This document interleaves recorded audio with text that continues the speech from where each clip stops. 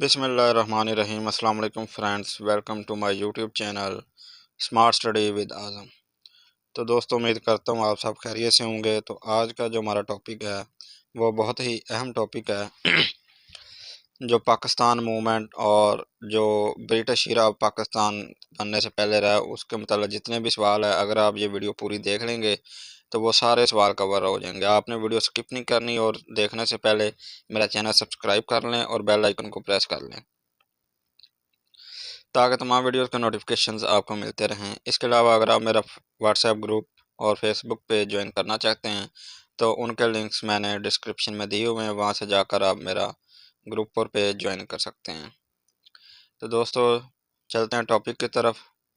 जो सबसे पहले वॉइस रहे थे वो थे लॉर्ड कैनिंग। आपको बताता चलूँ कि रेगुलेटिंग एक्ट 1773 के तहत गवर्नर जनरल लगाया गया था। उसके बाद जो इंडियन एक्ट था, जो गवर्नमेंट ऑफ इंडिया एक्ट 1858, उसके तहत वॉइस राय बन गया था, यानी कि गवर्नर जनरल की पोस्ट को चेंज करके वॉइस राय बना दिया गया था। तो अगर सवाल आए कि सबसे पहला वायसराय कौन था, वो था लॉर्ड कैनिंग। इनका जो इरा था वो 1856 से लेकर 1862 था। और इनके जो इरा में अहम वाक़यात हुए थे वो ये हैं कि डॉक्ट्राइन ऑफ लैप्स जो कि लॉर्ड डलहौजी ने लाई थी उसको विड्रॉन कर दिया था। और अगले जी लॉर्ड एल्गन, इनका जो इरा 1862 से लेकर 1864। जो तीसरे हैं वॉइसरॉय वो है लॉर्ड लॉरेंस। इनका इरा 1864 से लेकर 1869 है। इनके दौर में हाई कोर्ट्स डिफरेंट जो यानी कि सिटी थी बम्बई, कोलकाता, वो इस्टेब्लिश की गई थी, रिफॉर्म्स इंट्रोड्यूस्ड की गई थी। और इनका जो टाइटल है वो है saviour of Punjab. Saviour of Punjab के नाम से भी इनको जाना जाता है। और जो हाई कोर्ट्स थी वो कलकत्ता, मुंबई, मद्रास में 1865 में इन्होंने कैम की थी।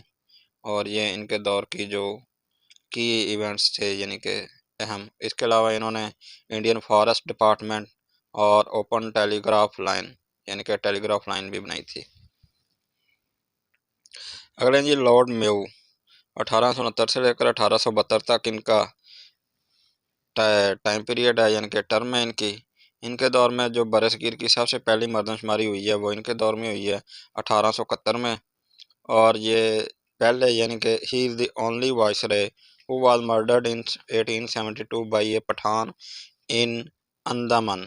ठीक है, अंडमान सिटी है, वहाँ पर इनको एक पठान ने यानी कि कत्ल कर दिया था। इसके अलावा इन्होंने राजकोट कॉलेज और म्यू कॉलेज अजमेर में ये भी इस्टेब्लिश किया था। और फिनंशियल डिसेंट्रलाइजेशन इंडिया में वो भी स्टार्ट की थी। अगले जी लॉर्ड नॉर्थब्रुक, इनका इरा 1972 से लेकर 1976 तक। अगले हैं लॉर्ड लिटन। लॉर्ड लिटन जो है इनका इरा 1876 से लेकर 1880 तक है।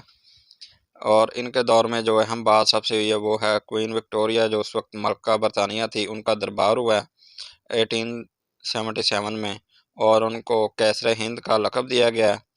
इसके अलावा जो वर्नाकुलर प्रेस एक्ट पास किया है इन्होंने 1878, ये भी सवाल आ सकता है पेपरों में कि वर्नाकुलर एक्ट प्रेस एक्ट कब पास हुआ, तो वो 1878 में।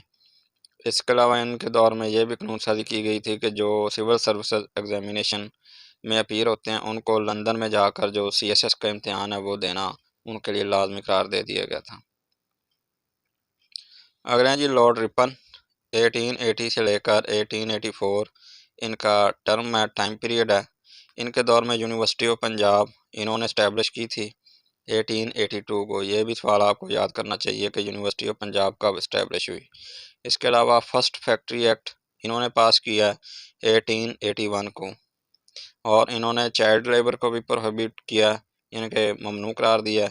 इसके अलावा अल्बर्ट बिल 1883 में वो भी इन्होंने पास किया। और local self government act 1882, local self government act भी इन्होंने पास किया।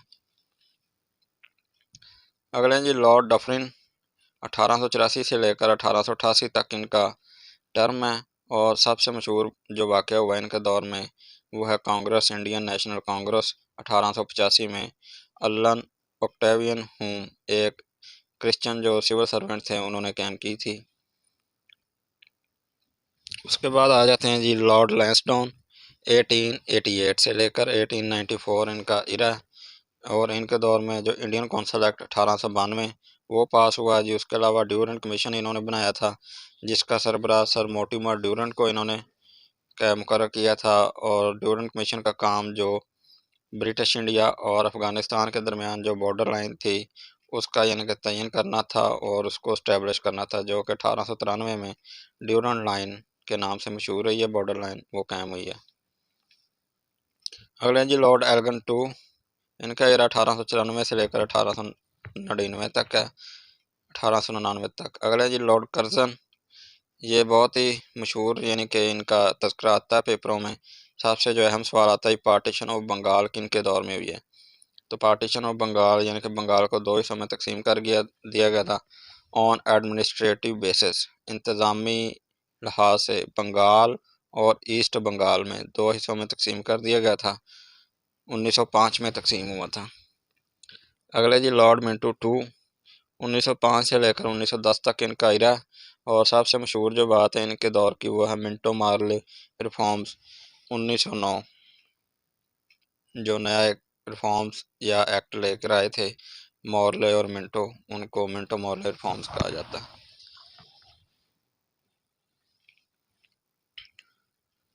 अगले जी लॉर्ड हार्डिंग, 1910 से लेकर 1916 तक रहे हैं ये। और जो तनसीख बंगाल हुई है इनके दौर में हुई है। तनसीख बहाल उस वक्त हुई है जब यानी कि जॉर्ज फाइव जो बादशाह थे, किंग ऑफ बरतानिया, उनका दरबार हुआ था दिल्ली में। उन्होंने हिंदुओं को खुश करने के लिए तनसीख बगाल का ऐलान किया था। और जो दिल्ली कैपिटल है वो भी कलकत्ता से शिफ्ट कर कर दिल्ली में उन्होंने शिफ्ट कर दिया था। इसलिए इसके अलावा होम रूल जो मूवमेंट है वो भी इनके दौर में हुई है। अगर लॉर्ड कैम्सफोर्ड, इनका बहुत ही कंट्रोवर्शियल रहा है यानी कि टाइम पीरियड, इनका जो दौर है 1916 से लेकर 1921 तक इनका टाइम है। और जो सबसे मुतनाज़ा कानून था वो रॉलट एक्ट 1919, वो भी इनके दौर में आया। उसके बाद जो जलियांवाला बाग जो मैसेकर है यानी कि वाक़या 13 अप्रैल 1919 को, वो भी इनके दौर में हुआ है। उसके बाद मोंटेग कैम्सफोर्ड रिफॉर्म्स 1919, जिसमें दयारची डुअल फॉर्म ऑफ गवर्नमेंट, वो भी इनके दौर में शुरू हुई है। खिलाफत मूवमेंट, नॉन कॉपरेशन मूवमेंट और हिजरत मूवमेंट, वो भी इनके दौर में शुरू हुई है। फर्स्ट वुमेन यूनिवर्सिटी इन पूना इन 1919, वो भी इनकी दौर में इस्टेब्लिश की गई है। तो इनका जो है काफ़ी हाईलाइट रहता है, यानी कि पेपरों में काफ़ी सवाल आ जाते हैं इससे मतलब, तो ये आपने अच्छे तरीके से याद करना है। अगली है जी लॉर्ड रीडिंग, 1921 से लेकर 1926 तक इनका टाइम है। इनका जो मशहूर वाक़या था वो है चौरी चौरा इंसिडेंट, जो कि 4 फरवरी 1922 को पेश आया था। ठीक है, वो जब एक थाने को आग लगा दी थी, यानी कि वहाँ के मुकामी लोगों ने, ठीक है, गुस्से में आकर। तो उसके बाद काफ़ी मामला ख़राब हुए थे। अगली ये लॉर्ड इरवन, उनका जो दौरानिया है वो है 1926 से लेकर 1931 तक। साइमन कमीशन इनके दौर में आया 1928 में। ठीक है, जो 7 यानी कि 7 जो मेंबर ऑफ पार्लियामेंट थे बरतानिया के वो आए हैं। इसके अलावा सिविल डिसोबीडियंट मूवमेंट जो गांधी ने शुरू की थी, जिसको डंडी मार्च भी कहते हैं या 60 मार्च भी कहते हैं। उसके बाद गांधी इरवन पैक्ट 1931 में इनके दौर में हुआ है। और जो पहली राउंड टेबल कॉन्फ्रेंस है वो भी इनके दौर में यानी कि हुई है शुरू। तो गांधी इरवन पैक्ट, ये बहुत ही मशहूर सवाल है, ये अक्सर आ जाता है पेपरों में। अगले हैं जी लॉर्ड वेलिंगटन, 1931 से लेकर 1936 तक रहे हैं ये। इनके दौर में राउंड टेबल कॉन्फ्रेंस हुई हैं, जो 2 राउंड टेबल कॉन्फ्रेंसेस हुई थी इंग्लैंड में, वो इनके दौर में हुई थी 1931 और 32 की।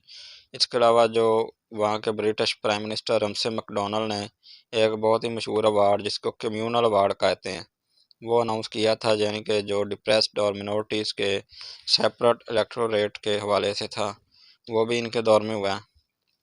इसके अलावा गवर्नमेंट ऑफ इंडिया एक्ट 1935, वो भी इनके दौर में आया। अगले जी लॉर्ड लिथगो, यानी कि अगर कोई सवाल आ जाता है कि सबसे लॉन्गेस्ट सर्विंग वाइसरॉय कौन से हैं, तो वो आपने बताना लॉर्ड लिनिथगो। 1936 से लेकर 1944 तक इनका दुरानिया है। क्रिप्स मिशन 1942 इसमें इनके दौर में आया। इसके अलावा जो गांधी की क्विट इंडिया मूवमेंट है वो भी 1942 में इन्हीं के दौर में हुई थी। वर्ल्ड वार टू भी इन्हीं के दौर में हुई है। इसके अलावा अगस्त ऑफर जो इन्होंने अनाउंस की थी वो भी इन्हीं के दौर में हुई थी।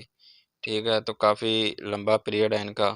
तो सबसे लॉन्गेस्ट सर्विंग लॉर्ड लिनिथगो हैं।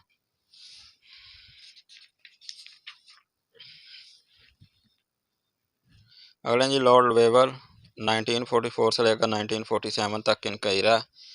तो सेकंड लास्ट ये वाइसरॉय थे बरसगीर के सब कॉन्टिनेंट के। शिमला कॉन्फ्रेंस 25 जून 1945 को इन्होंने करवाई थी, यानी कि मुस्लिम लीग और कांग्रेस के जो रहनुमाओं की आपस में मीटिंग हुई थी। उसके अलावा कैबिनेट मिशन प्लान जो आया था वो भी इन्हीं के दौर में आया था 1946 को। और इसके अलावा जो पहली मीटिंग हुई थी कॉन्स्टिट्यूएंट असम्बली की 9 दिसंबर 1946 को, वो भी इन्हीं के दौर में हुई थी।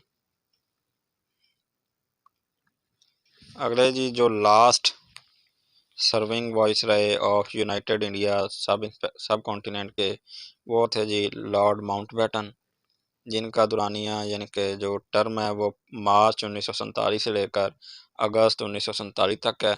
ये लास्ट वाइसरॉय थे। इन्होंने इंडियन इंडिपेंडेंस एक्ट पास करवाया था 14 जुलाई 1947 को, ब्रिटिश पार्लियामेंट से पास हुआ था। ये भी सवाल बहुत मशहूर है कि कब पास हुआ। 18 जुलाई को जो उस वक्त के बादशाह थे किंग जॉर्ज 6, उन्होंने पास किया था। उसके बाद 15 अगस्त को इंडिया और 14 अगस्त को पाकिस्तान आज़ाद हो गया था। तो दोस्तों मुझे उम्मीद है कि आज की वीडियो आपके लिए काफ़ी हेल्पफुल साबित होगी। आपने वीडियो को अच्छे तरीके से देखना तो आपके बहुत से सवाल पाकिस्तान मूवमेंट के वो क्लियर हो जाएंगे। चैनल को सब्सक्राइब करें, वीडियो को लाइक करें और मिलेंगे एक नई वीडियो के साथ।